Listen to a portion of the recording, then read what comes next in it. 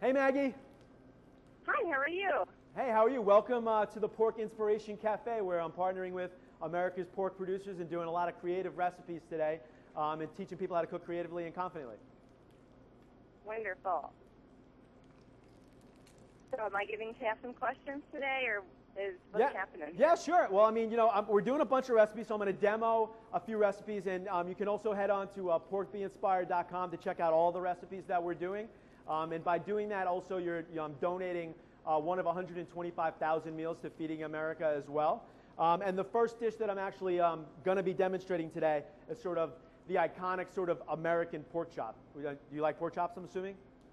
I do, yes. Right on. So, to me as a kid, like, I think of pork chops and applesauce, but today I'm actually pairing it with pears.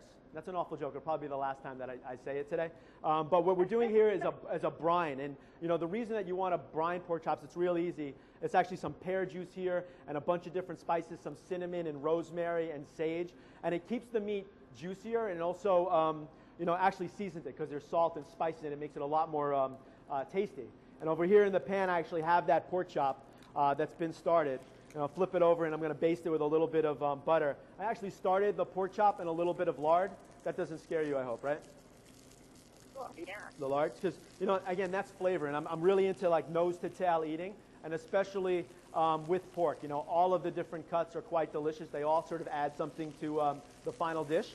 So I have my pork chop, a little bit of this compound butter, and then I'm going to throw in a little bit of fresh herbs, which is kind of a neat way, again, to sort of get a lot of flavor into the pork chop. And as that's finishing, over here, this is the finished product. We have the beautiful pear brine pork chop with a little bit of pear puree glaze that I actually made in the microwave, which is like molecular gastronomy.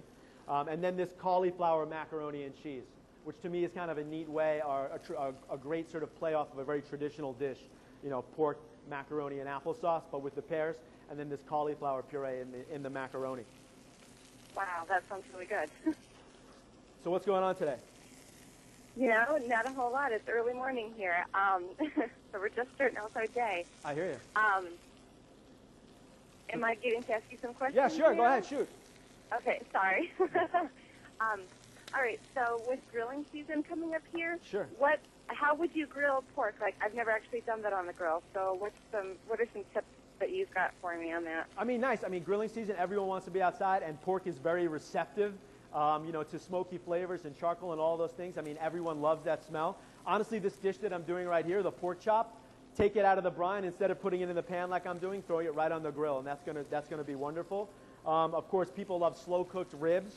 I mean, me, I'm a big tech guy, so you could even sous vide or slowly cook the ribs in an oven and then just finish them on the grill outside. I think that's a really neat way to do, to take like a rack of ribs, which we're actually demonstrating later today, cook it in a slow oven, cook it the night before, and then when your guests come over, you're having a party or you're watching the game, you really just kind of finish them on the grill and give them a little glaze. We're actually doing some pork ribs with like a celery slaw and a Malta glaze later today. So, most cuts of pork are going to be very receptive to the grill, and even ones that you wouldn't just grill first. Like over here, I have this beautiful pork bolognese, or later we're actually doing a pork shoulder, which is like my favorite cut.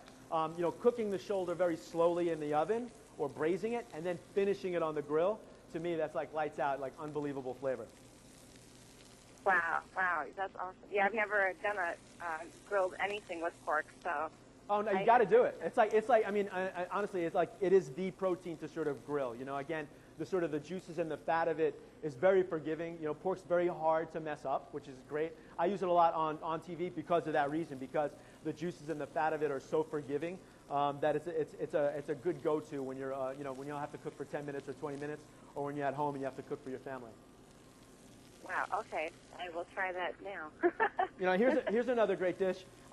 Probably my favorite because it's early in the morning here, and I'm a breakfast all day sort of guy. And this is a ham cutlet that we've actually made into like a schnitzel. I kind of like the word cutlet. Schnitzel sounds maybe a little too chefy. But we have this beautiful sort of slow-cooked egg and some asparagus, tying in a lot of sort of the season. We're in spring. And then this breakfast sausage vinaigrette, sort of a couple of really iconic sort of breakfast ingredients, sausage and ham sort of come together to sort of create this great, sort of gourmet brunch dish as well. Wow, now you're making me hungry. Awesome. And what you got to do, like, hopefully this is inspiring to you. And, like, what's even more inspiring is if you head up to the porkbeinspired.com or head to the Pork Be Inspired Facebook page. And just by clicking again, you're actually donating 125,000, one of 125,000 meals to Feeding America today. So it's a great cause. Hopefully you've got some inspiration from me cooking, but also giving back some inspiration by heading to the website. Wonderful. That's so awesome that you're part of that. It is. It's a lot of fun. You know, it's easy to work with things that you naturally do and that you actually love. You know, I mean, you watch, obviously, I'm assuming you watch Top Chef, you watch the show, and you notice more often than not, you know, when I have to pick a protein, you know, I'm picking pork. So like to get a chance to work with America's pork producers, you know, to me it's a tremendous honor and a great responsibility to sort of give back to them what they've given to me in my craft and my career. Yeah, that's really, really cool. I love hearing stuff like that. So that makes me really excited. I like that. Nice. So now are you going to get out there and jump on the grill and you know, throw a pork chop on the grill? You know, you've given me some good pointers that I think I actually want to try it. I've just never done. I don't know why. I always do hamburgers, steak. I've never done pork, so that makes me excited. Right. Well, you know, I mean, you know what's great? I'm a big hamburger guy, but make a hamburger out of ground pork. You know, here I talked about bolognese, which is like my last meal dish, like pasta bolognese. It's like my favorite food. But you know, taking ground pork, even if you are taking ground pork and adding it to another protein, that's an amazing way to sort of get, you know, the benefit of the juices and the fat that's naturally in pork.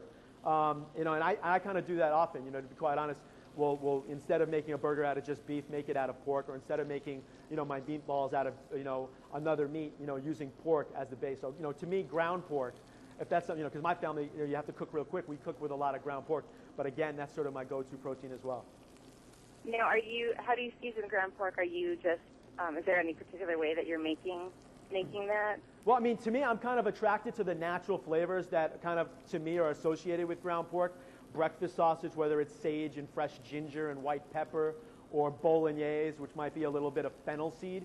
I think fennel seed is, I don't know if you're a big fan of fennel seed or anise as a flavor, but I think that's one of my, you know, that and like cinnamon we have over here that's in the brine. Fennel and cinnamon together and some pork shoulder. Again, because the meat is so sort of, you know, flavorful, but also in a way neutral, it kind of grabs a lot of flavors, and it works with a lot of different varied sort of cuisines as well. So fennel seed would be my first, like ground up some fennel seed, add that to some ground pork, or again, sort of the cinnamon clove, sort of, you know, a little bit more aromatic spice mix. Okay, yeah, that sounds good. So real quick, what's the, I don't often cook with pork for some reason. It's something, I don't know if I'm scared of it or what. Don't be scared. First, why? Second, don't be scared. I don't know why, like, I don't know exactly what my fear of it is, but what's a good tip to know when it's cooked properly? Like, I don't really ever, you know, like, sure. What temperature-wise, or is there a pressure? Absolutely. You know, I mean, even for a guy who's like supposedly a big tech guy, I'm not all into numbers and temperatures, but my biggest advice would be, you know, you had mentioned that you cook steak, and to treat a pork chop like you would treat a steak. You know, I think there's a little bit of a misconception about, you know, well, you know, the pork has to be, you know, extra well done. That's not the case. And if you kind of, you know, treat it with the same respect you would a big piece of steak for this pork chop, that's the way to go about it. So, you know, have no fear. And if you're still, you know, if you still have any fear after this, you know, go to porkbeinspired.com or go to the Pork Be Inspired Facebook page. You can find me, and I'll reach out to you, and I'll walk you through something if you still are a little fearful. Okay. Thank you. Awesome. So this, I mean, you can't smell it, but everything's smelling really good here. So again, you know, kind of some really wonderful, easy dishes, and none of this looks intimidating, right? No, it's not. I honestly don't know why I just never do it. Awesome. It Well, just makes me inspired to do it. Great. Well, that's what I want to hear. And again, you know, you kind of spread that inspiration. If you head to the Facebook page or go to porkbeinspired.com, again, you know, being a part of feeding, you know, 125,000 meals and helping out Feeding America, a real noble cause. So, you know, thank you for the inspiration. All right. Thank you so much, Richard. Thanks, Maggie. Appreciate it. All right. Bye-bye. Bye.